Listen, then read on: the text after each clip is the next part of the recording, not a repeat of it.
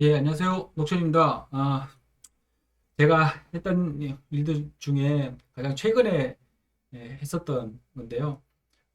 웹 공격이 들어오면, 이게 보안 회사 쪽에 있다 보니까 웹 공격이 들어오면 그 공격 들어온 것을 머신러닝 모델로 한번 디텍션하는 그런 모델을 만들어서 지금 현재 사용을 하고 있고요. 그것을 만든 것에 대해서 뭐 어떤 것들인지 한번 이야기를 한번 해보겠습니다. 어, 그 머신러닝으로 이 디텍션을 하는 건데 공격을 디텍션하는 거죠. 그 중에서 웹 공격을 디텍션하는 건데 웹 공격이 페이로드가 일단 스트링열 형식이라 그 스트링열을 가지고 데이터를 이제 찾는 거고요. 전체적인 개념은 세 가지 정도로 구분해서 택틱, 테크닉, 뭐 프로시저 이렇게 찾는 겁니다. 그러니까 세 가지를 찾는 건데 요 개념은 제가 만든 건 아니고요. 저희 회사에 제가 좋아하시는 분 중에 한 분이 이쪽을 잘 하시는 분이 있어요. 보안 쪽을 아주 잘 하시고 오랫동안 하셨던 분인데 그분이 만약에 머신러닝 가지고 뭔가 어떤 시스템을 만든다면 이런 개념으로 만들면 좋겠다라고 이제 만들어 주시고 얘기를 하셔서 이제 이런 개념을 가지고 이제 제가 만든 거는 이제 이렇게 요거를 실제 구현하려면 이런 식으로 구현하면 되겠다 해서 이제 만든 거라고 보시면 될 것 같고요. 그래서 데이터 뭐 다들 아시겠지만 머신러닝 뭐 하시면 기본적으로 데이터를 가지고 분석하는 거겠죠, 그죠? 데이터를 분석해서 이제 그 데이터를 한 2년치 정도, 2년 반, 지금은 아마 한 2년 반이었던 것 같은데 2년 반 정도의 데이터를 패턴을 분석하는 겁니다. 어떤 패턴이 있는지 패턴 분석을 해서 패턴 모델을 만들고 이 패턴에 따라서 이제 레이블링을 하는 거죠. 근데 이게 데이터가 양이 엄청납니다.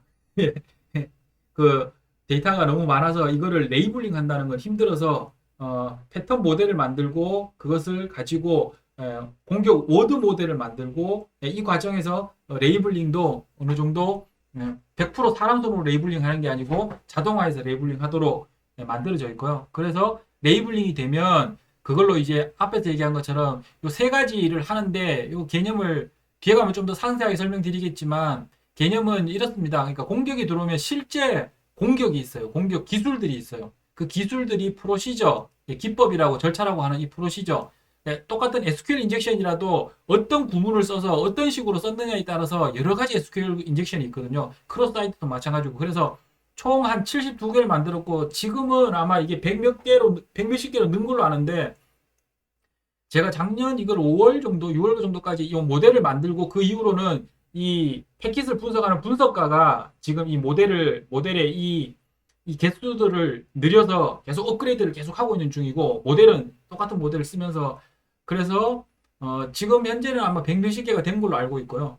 제가 마지막에 작년 5월인가 6월인가, 개발 만료할 때까지는 아마 이랬었던 것 같습니다. 그래서, 이거를 찾고요. 이걸 찾는 게 아이덴티티 모델이에요. 그래서 이 아이덴티티 모델이 그걸 찾아내고 찾아내면 그 다음에 이 기술을 보면 그걸로 어떤 이 사람이 전체적으로 이 공격자가 이 공격을 어떤 기술을 썼다라는 것들을 분석할 수 있어요. 얘를 가지고 총 10개로 나눠놨어요. 얘도 좀 증가한 걸로 알고 있는데 얘를 찾을 수 있고 그 다음에 이렇게 찾아보면 이 사람이 지금 인포메이션 게더링 단계다. 그냥 단순히 그냥 지금은 공격 위치는 못 찾았고 공격하려고 이것저것 건드려 보고 있다. 아니면 실제로 공격하고 있다. 익스플로이트 하고 있다. 실제로 공격이 성공해서 시스템에다 대고 익스큐션해서 뭔가 하려고 하는 것다. 퍼시스턴스 하려고 하는 것다. 뭐 이런 식으로 전략 전술을 찾는 이런 식으로 그 마이터에 나온 그 전체적인 그 구조를 가지고 한번 이렇게 만들어 본 거고요.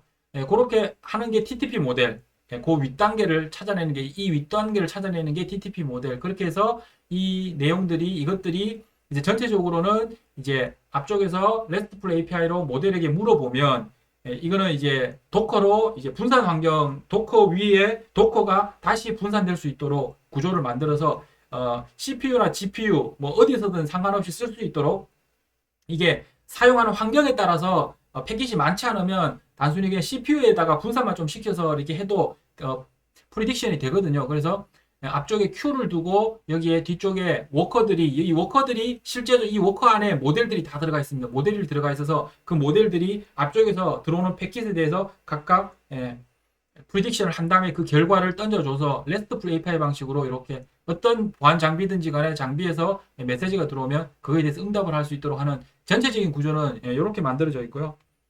이걸 어떻게 찾느냐, 찾아지는 결과는 어떻게 되느냐 하면 보통 페이로드가 만약에 이렇다라고 쳤을 때 얘를 이제 한번 돌려서 실제 돌려 나온 결과물이 나온 건데요. 모델이 이제 앞에서 봤던 것처럼 TTP랑 아이덴티티 모델이랑 TTP 모델 이 두 모델이 찾아낸 결과인데 얘네들을 쫙 봤더니 SQL 인젝션인데 셀렉트 구문 이용하는 SQL 인젝션을 얘네가 공격 구문으로 지금 사용하고 있는 것 같다. 이 공격 구문이 페이로드 안에 있다 지금. 그러면 요 안에는 어딘가에는 요 구문이 있을 겁니다. 요 구문이 있고 그 다음에 스키마 그러니까 DBMS의 스키마를 뭔가를 가져오려고 하는 듯한 그런 것들을 집어넣어서 SQL 인젝션 시작하려고 하는 것 같다. SQL 인젝션을 하는 것 같다. 뭐 이런 식으로 절차, 기법, 어떤 기법, 상세한 기법들을 이렇게 다 이름과 그것의 에비던스, 그 근거, 어떤 근거로 이렇게 판단했는지에 대한 근거들을 이렇게 쭉 찾아주고요. 이게 다 찾아지면 그 위에 이제 앞에서 얘기했던 것처럼 테크닉, 이제 기술, 얘네들을 쭉 봤더니 이거는 거의 다 SQL이라서 SQL 인젝션이 99%. 근데 똑같은 페이로드인데 SQL 인젝션에 뭐 약간 다른 것들을 섞을 수 있죠. 어쨌든 그래서 뭐 그런 것들을 확인하는 게 기술. 그렇게 해서 이걸 찾아봤더니 이런 절차들을 이용한 걸로 봐서 아직까지 인포메이션 게더링 얘는 persistent 단계까지 갈 수 있는 것 같다 지금. 그러니까 요 persistent 단계까지 갔으면 좀 심각하죠, 그죠? 그리고 단순히 인포메이션 게더링인 것 같아 정도는 7.8%야. 뭐 이런 식으로 찾아질 수 있도록 하는 모델이라고 보시면 될 거고요. 모델이 한 개만 쓴 건 아니고요. 앞에서 보셨던 것 저거 외에도 또 여러 개가 있는데 뭐 다 표현할 수는 없으니까.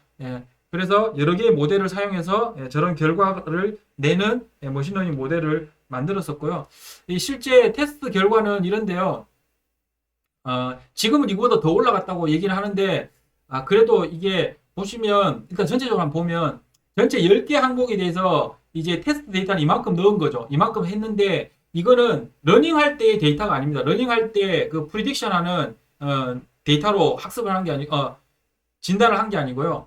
실제로 학습이 다 끝나고 모델이 다 끝나면 대략 한 예를 들면 이런 식이에요. 이번 달이면 이번 달 전에 한 6개월 전부터 시작해서 3개월, 6개월 전부터 시작해서 한 2년, 6개월치 데이터를 가지고 학습을 쫙 시킵니다. 학습을 시키고 그다음 최근에 한 2, 3개월 동안의 데이터들을 쭉 끌어모읍니다. 끌어모아서 학습할 때 당연한 머신러닝 한다면 당연히 그렇게 해야 되는 거고요.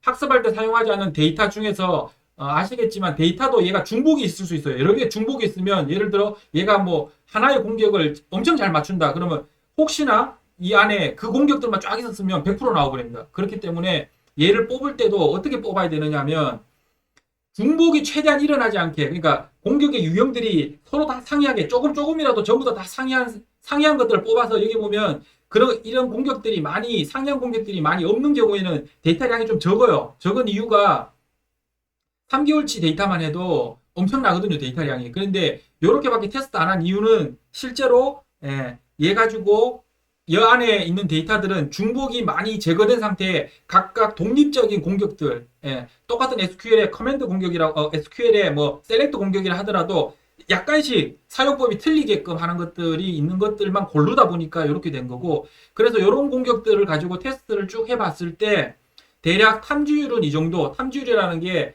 실제로 이제 그 공격들이 정말 실제 이 안에 있는 것들은 정말 공격들만 다 집어넣어놨는데 공격들일 경우에 공격을 찾아내는 거 그리고 그 공격 찾은 것 중에 오탐률 잘못 찾은 것들은 한 이 정도 되는 결과가 나오고요. 실제로 이거는 이제 저희 회사 내에 있는 데이터를 가지고 하는 거였고 실제 필드에서도 지금 사용을 하고 있는데요. 필드 데이터를 가지고 했을 때는 얘보다는 조금 더 늘어납니다. 다들 아시겠지만 머신러닝을 하면 이게 그 데이터에 따라서 많이 좌우되기 때문에 대략 이게 뭐 오탐률이 0.23%였으면 실제 필드에 나가면 한 2%, 3%?